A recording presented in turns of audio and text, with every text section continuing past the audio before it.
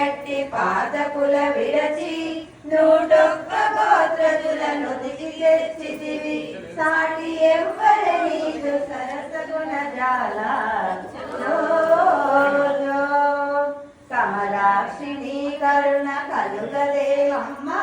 సుమశర్మి కోటి సుందర శంభుని రాణి రామసించముద్దు మోమునొకసారి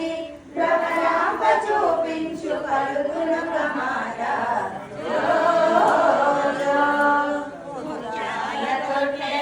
ముదముతో నిన్ను